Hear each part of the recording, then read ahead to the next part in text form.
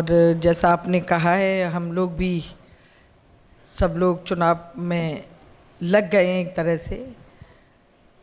Covid की जो guideline आई है उसके अनुसार ही चुनाव होगा और उसमें जो भी उनके निर्देश और वो मिलते रहेंगे चुनाव आयोग के, उसका पालन करते हुए ही हम लोग चुनाव लड़ेंगे। और पार्टिकुलरली महिलाओं की स्थिति देखिए बहुत महत्वपूर्ण हो जाता है। ये हमारा सेशन जो है विमेन ओरिएंटेड है और हम बात करेंगे महिलाओं के ही मुद्दे पर, तो हम चाहेंगे कि आप महिलाओं की स्थिति इस चुनाव में उस पर भी एक नज़र डालें। देखिए, महिलाओं की भारतीय जनता पार्टी में स्थिति तो बहुत मजबूत है। हर स्तर पर उन्होंने महिलाओं को सम्मान दिया है और मैं समझती हूँ 2022 का जब चुनाव आएगा तो हम अधिक से अधिक महिलाओं को टिकट देके उनको विधायक बनाएंगे। जी आराधना जी, आपसे मेरा सवाल है, लगातार चुनावी वायदों की बौछार हो रही है। आपकी पार्टी की तरफ से भी अब 40% आरक्षण की बात कही गई है, स्कूटी देने की बात कही गई है, बहुत सारे ऐसे वायदे हैं जो लगातार अब झड़ी लगने वाली। क्या लगता है कि क्या ये वायदे काफ़ी हैं महिलाओं को सशक्त बनाने के लिए राजनीति में? देखिए, कांग्रेस पार्टी ने केवल वायदे नहीं किए। आपके सवाल का मैं जवाब दूं तो सबसे पहले आपने 40% महिलाओं के टिकट में आरक्षण की बात की, तो ये वायदा नहीं है, 2-3 दिन का इंतज़ार कर लीजिए। जो हमारी लिस्ट, कांग्रेस पार्टी की जो लिस्ट आएगी उसमें जो प्रियंका जी ने अनाउंसमेंट की है 40% की, हम उत्तर प्रदेश की विधानसभा की 403 सीटों में 40% महिलाओं की भागीदारी तय करेंगे और ये उत्तर प्रदेश की आधी आबादी का प्रतिनिधित्व करेगी। दूसरी चीज़ आपने कही कि किस तरह से जो और वायदे किए हैं उनको क्या ये पर्याप्त है। मैं याद दिलाना चाहती हूँ आपको कि पंचायत चुनाव में महिलाओं का 33% आरक्षण अगर किसी पार्टी ने दिया तो स्वर्गीय राजीव गांधी प्रधानमंत्री थे, वो लेकर के आए थे। और आज अगर पंचायत में महिलाएं पदों पर बैठी हैं और मजबूत नेतृत्व वहाँ से उभर रहा है, और मैं देख रही हूँ क्योंकि हम लोग पूरे प्रदेश में जा रहे हैं, महिलाओं का सर्वे कर रहे हैं, लोग महिलाओं से मिल रहे हैं, तो बड़ी एक आश्चर्यजनक आंकड़े हमारे सामने आ रहे हैं कि जो पंचायत से निकली महिलाएं हैं, जो प्रधानी का, ब्लॉक प्रमुखी का, जिला पंचायत का चुनाव लड़ी हैं, जीती हैं, उनके अंदर क्षमता है और उसी क्षमता को पहचान कर हम उत्तर प्रदेश की विधानसभा में कांग्रेस पार्टी उन जीतने वाले उम्मीदवार महिलाओं को प्रतिनिधित्व तय करे। बिल्कुल, तमाम पार्टियों की तरफ से कोशिश यही हो रही है कि क्षमताओं को पहचाना जाए। अपर्णा जी, आपसे मेरा सवाल है, आप बहुत कद्दावर हैं अपने परिवार के लिहाज से भी और आप राजनीति में भी आप बहुत प्रबल दावेदारी आपकी रहती है। क्या लगता है किसकी बनने वाली है सरकार? कि हम तो यही कहेंगे कि सबसे इम्पोर्टेंट विपक्ष हमारा ही रहा उत्तर प्रदेश में, और समाजवादी पार्टी आने वाले 2022 में चुनाव जीतेगी और सरकार बनाएगी। एक लंबी फहरिस्त अभी आराधना जी ने गिनवाई है कि ऐसा नहीं है कि चुनावी वायदे हैं हम करके दिखाएंगे। आपको क्या लगता है कि हमने तो जो बोला वो करके दिखाया पिछली सरकार में भी। वो कुछ ऐसे कारण थे जिसके बारे में अब क्या इस पर मंच पे डिबेट करी जाए, पर वो सबको पता है। मैं बस इतना जानती हूँ कि 2022 में अखिलेश भैया मुख्यमंत्री बनने वाले हैं। बेबी रानी मौर्य जी, आपकी प्रतिक्रिया चाहेंगे? देखिए, हर पार्टी की तरफ से कोशिश हो रही है, आप चूंकि राजनीति को गहराई से समझती हैं, सीनियर चेहरा हैं, क्या लगता है आपको कि क्या महिलाओं को कन्विंस करवाने के लिए, क्योंकि सबसे बड़ा देखिए बहुत बड़ा पॉइंट आ जाता है कन्विंसिंग पावर, आप कितना कन्विंस करवा पाते हैं? कोशिश बहुत हो रही है तमाम पार्टियों की तरफ से, क्या काफ़ी है? देखिए, कोशिशें नहीं हो रही। भारतीय जनता पार्टी हर स्तर पर महिला को आगे बढ़ाती है और जब वो इतनी मजबूत होती हैं, सशक्त होती हैं, तो उन्हें विधानसभा क्या, लोकसभा क्या, और मुझे तो राज्यपाल तक बनाया पार्टी ने। तो बीजेपी पार्टी महिलाओं को जो सम्मान देती है, जो महिलाओं के लिए सोचती है, वो करती है। और आज भी मैं कह सकती हूँ कि हम पिछली बार से ज़्यादा महिलाओं को टिकट देंगे और उन्हें विधानसभा में लेके आएंगे। आराधना जी, आपने एक स्टैंडर्ड सेट कर दिया है पहले ही 40% की बात कह के। पिछली बार की अगर हम बात करें तो देखिए गठबंधन रहा और अकेले अपने दम पर सरकार बनाने में कहीं ना कहीं नाकामी दिखी। अब क्या वो आंकड़ा छू पाने में आप सक्षम दिखाई दे रहे हैं? क्या वो वोट प्रतिशत जिसकी हम बात कर रहे हैं, जिस तक हर पार्टी पहुंचना चाहती है, उसकी राह कितनी आसान कांग्रेस के लिए? देखिए, कांग्रेस अपने मुद्दों पे चुनाव लड़ेगी, और जो सबसे बड़ी चीज़ है कि हमने आधी प्रतिशत आबादी जो प्रदेश की है उसके नेतृत्व की बात आदरणीय प्रियंका जी के की आवाज़ को बुलंद करते हुए हमने वो उठाई है। और मुझे पूरा विश्वास है कि चाहे महिलाओं के प्रतिनिधित्व की बात हो, उनके सशक्तिकरण की बात हो, इसके साथ साथ जो मुख्य मुद्दे हैं, जो किसानों के मुद्दे, देखिए महिला हर वर्ग में है, हर जात में है, हर बिरादरी में है, तो ये महिलाओं का जो 50% का जो हमारी भागीदारी है, इसको सुनिश्चित करना बहुत ज़रूरी है। बड़ी गंभीर बात है, इसको मैं आपसे इस मंच के माध्यम से जनता से भी कहना चाहती हूँ कि ये ओवरनाइट फैसला नहीं लिया प्रियंका जी ने। हमने जब 2019 में प्रियंका जी आई और हमने पूरे प्रदेश में बड़ी बड़ी कई घटनाएं हुई और आप लोगों ने कवर भी किया, चाहे वो हाथरस की हो, उन्नाव की हो, शाहजहांपुर की हो, या लखीमपुर में किसानों के मामले हो, निषादों की घटना हुई थी प्रयागराज में। तो ये सारी घटनाएं हम लोगों ने जब देखी, और यकीन मानिए कि इन बड़ी बड़ी घटनाओं से जो मुख्य रूप से आहत होता है वो महिलाएं होती हैं, घर की महिलाएं होती हैं, बेटियां होती हैं। मैं आपको एक छोटा सा इंसिडेंट बताऊं कि उन्नाव में जो घटना हुई जिसमें एक बेटी को जिंदा जला दिया गया था, पूरे देश में आग लग गई थी उसको लेकर के। जब हम उसके घर गए प्रियंका जी के साथ, तो उसकी भतीजी थी जिसकी उम्र 6 वर्ष की थी, और उसने प्रियंका जी से कहा कि मुझे स्कूल जाने पर मेरे हेडमास्टर ने कहा कि अब तुम स्कूल मत आना, क्योंकि उस बच्ची की जो माँ थी, जो भाभी थी, जो विक्टिम थी, उसकी भाभी पूरे केस को परस्यू कर रही थी। तो ये सारी ऐसी घटनाएं हुई जिसने ये निर्णय लेने के लिए हमें प्रेरित किया।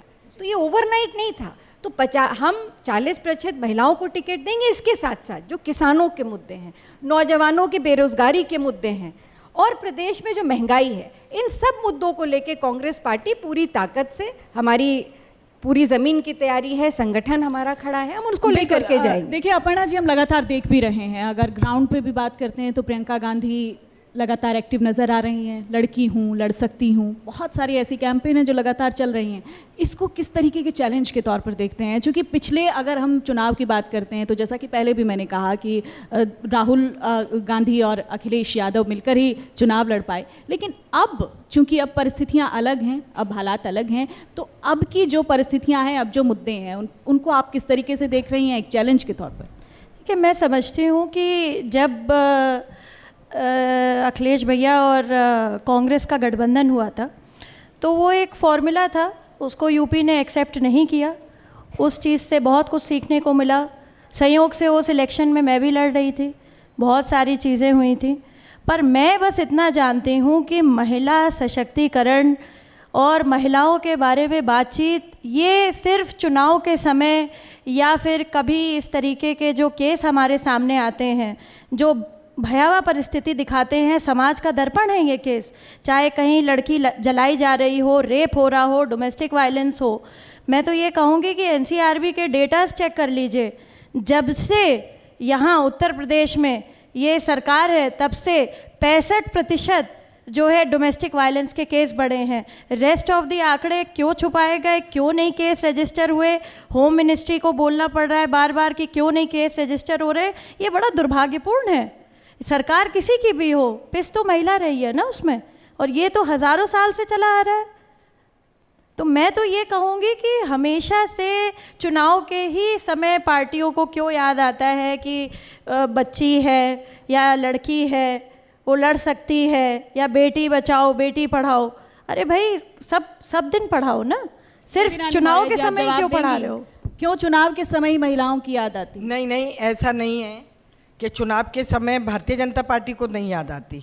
मैं बताना चाहूँगी कि हमारे प्रधानमंत्री जी लगातार महिलाओं के लिए काम कर रहे हैं। उनका जो नारा नहीं है सबका साथ सबका विकास, उसमें हो रहा है। आप गांव तक की महिलाओं से पूछिए, उनके लिए शौचालय बने, उनके घर गैस सिलेंडर पहुँचे, उनको निःशुल्क राशन भी मिल रहा है, निःशुल्क विद्युत की भी व्यवस्था की है। इसके साथ साथ उनको आवास भी दिए गए हैं।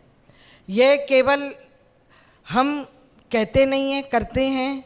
जैसा आपने बताया तो आपके ही, अब मुझे नहीं कहना चाहिए लेकिन अपर्णा जी ने कहा है तो मुझे कहना पड़ रहा है कि जब रेप होते हैं तो आप ही के मुखिया कहते हैं कि लड़कों से गलती हो जाती है। ये भी एक अच्छी बात नहीं है। बेटी बेटी होती है। बेटी बचाओ बेटी पढ़ाओ का नारा प्रधानमंत्री ने ऐसे ही नहीं दिया। वो चाहते हैं किसी भी वर्ग की, किसी भी समाज की, किसी भी धर्म की हो, हर बेटी को पढ़ना चाहिए और हर बेटी को हमें बचाना भी चाहिए। वो सम्मान है। आप ही हम लोगों से डिबेट करा रही हैं, ये भी बड़ी बात है। हम सब भी किसी ना किसी की बेटियां ही हैं। अपर्णा जी कहते ही नहीं करते। आज इस मंच पे अगर ये बात हो रही है तो हमारे तो मुखिया जी के बारे में बात हो रही है। मैं तो आदरणीय बेबी रानी मौर्य जी के एक बयान के बारे में, बहुचर्चित बयान के बारे में बात करना चाहती हूँ कि 5 बज जाए तो थाने मत जाना। ये आपकी सरकार है। आपका किस प्रकार का पुलिस शासन है कि आप 5 बजे के बाद बच्चियों को मना कर रही हैं? मैं तो बोलना चाहती हूँ इस बात पे, क्योंकि आपने ये पिन पॉइंट करके ये बात बोला। हाँ, हो सकता है 10-12 साल पहले ये बात ज़रूर बोली थी और ये बात के लिए मैंने इसके लिए बोला भी था आदरणीय नेताजी से। पर मैं तो आपके बयान के बारे में बात करना चाहती हूँ कि आपने ये किस संदर्भ में बोला कि 5 बजे के बाद आप मत जाइए रिपोर्ट लिखवाने? क्या इतना असुरक्षित महसूस कर रहे हैं बच्चे सब? अपर्णा जी, मेरी बात तो सुन लीजिए। अब जी, ये आप उनकी बात कर रही हैं, उन्होंने बोला, मेरे बयान में और उनके बयान में बहुत डिफरेंस है। मैंने तो केवल इतना, वो भी गलत इंटेंशन से कहा गया। मैंने केवल ये कहा कि घर से कोई बेटी निकल रही है, वो थाने तक जाती है तो बीच में पता नहीं क्या क्या हो, इसलिए कहते भी हैं। हमने इसका मतलब है कि इसका मतलब है कि थाने में मतलब प्रदेश असुरक्षित महसूस कर रही बच्चियां भी। ये बहस कुछ अलग छिड़ गई। देखिए, बात निकलेगी तो फिर दूर तलक जाएगी, दूर तलक जाएगी। आराधना जी, आपका रिएक्शन मैं चाहूंगी। देखिए किस तरीके से अभी लगातार हम चुनावों पे चर्चा कर रहे हैं और बहुत ही एक अलग पॉइंट निकलकर सामने आ रहा है कि हमने बहुत सारी योजनाएं चलाई, हमने बहुत सारा काम किया, लेकिन सवाल वहीं पर आकर खड़ा हो जाता है कि क्या ये योजनाएं, क्या ये कन्विंसिंग है महिलाओं के लिए? क्योंकि एक वर्ग ऐसा है जिसको पता ही नहीं उसके हक हुकूक के बारे में भी, वो नहीं जानते कि उनको संविधान ने क्या अधिकार दिए हैं। क्या ऐसी महिलाओं को साथ लेकर चलना आप लोग किस तरीके से उसको पॉसिबल कर पाएंगे? देखिए, योजनाएं तो बहुत चली, पर जो महंगाई के कारण एक गृहिणी को घर में चूल्हा जलाने में, अपने परिवार को पोषित खाना देने में, पौष्टिक खाना देने में जो आज सबसे बड़ी समस्या आ रही है, 200 रुपये प्रति लीटर के ऊपर आज खाना बनाने वाला तेल है। आज तक मुझे नहीं पता कि आज़ाद भारत में कभी इतनी महंगाई बढ़ी हो। दूसरा, जो उज्ज्वला योजना की बात कर रहे, गैस सिलेंडर पहुंचाए गए, मैं सभी से पूछना चाहती हूँ और आप भी इस बात का जवाब दीजिए, जब ये योजना आई थी उस वक़्त सब्सिडी थी, फ्री में मिल रहा था, सब कुछ था, पर आज की तारीख में जब 900 रुपये में महिलाएं घर की अपना पेट काट के सिलेंडर भराने जाती हैं, तो उस वक्त तो मुख्य प्रधानमंत्री जी ने उनके आंसू पोंछने के लिए, जो धुएं से आंसू निकलते थे, उसके वजह से उनके आंसू पोंछने के लिए उज्ज्वला योजना लाए। आज जब वो पेट काट के सिलेंडर भराने जाती हैं तो जो खून के आंसू वो महिला रो रही है, उसका कोई बिल्कुल महंगाई का जो मुद्दा है, महंगाई का जो मुद्दा है वो संसद से सड़क तक बुनाया जा रहा है कांग्रेस की तरफ से। और देखिए सीधा इसका जो सरोकार पैरोकार वो महिलाओं से है। जी, मैं पूरे पूर्वांचल में भी घूमी हूँ, पश्चिम में भी घूमी हूँ, मुझे एक भी महिला ऐसी नहीं मिली जिसने ये कहा हो कि गैस सिलेंडर महंगा है। मैं सही बता रही हूँ, नहीं हंसने की बात नहीं है, आप केवल इसे मुद्दा बना रही हैं। जितने कार्यक्रम महिलाओं के लिए प्रधानमंत्री जी ने और मुख्यमंत्री ने किए हैं, उनकी भी तो चर्चा होनी चाहिए। अपर्णा जी, आपको कितनी महिलाएं मिली जिन्होंने महंगाई का मुद्दा उठाया? देखिए, महंगाई तो बढ़ी ही है और इसमें बहुत सारे कारण हैं। इसमें कोई, यहाँ पर जितने लोग बैठे हैं वो सब लोग गाड़ी में तेल भरवा कर, डीजल भरवा कर आए हैं ना। कितना महंगा हो गया डीजल तेल। Let's not go on the cylinder. जिस व्हीकल से हम लोग आए हैं, हम लोगों के मतलब आप बताइए, अब तो चुनाव में लिमिट भी लगा दी है, सारे इसके आंकड़े जाएंगे कि भैया कितनी गाड़ियों से कौन चल रहा था। तो आप बताइए ना, डीजल पेट्रोल जब हम लोगों के लिए इतना महंगा हो गया है तो आम जनमानस की क्या स्थिति होगी? साइकिल से ही चलना पड़ेगा सबको। महिलाओं की क्या स्थिति होगी? क्योंकि हम बात महिलाओं पर सेंट्रलाइज कर रहे हैं। आप दोबारा बोलिए, मैं सुन नहीं पाई। महिलाओं की स्थिति क्या होगी? क्योंकि लगातार इस पर बात हम कर ही रहे हैं। और देखिए, महिलाओं की स्थिति, जैसे हम तो अलग अलग पार्टी से बैठे हैं और सभी महिलाओं की बात कर रहे हैं, तो महिला तो स्ट्रांग है और वो तो रहेगी, बाकी ठीक है।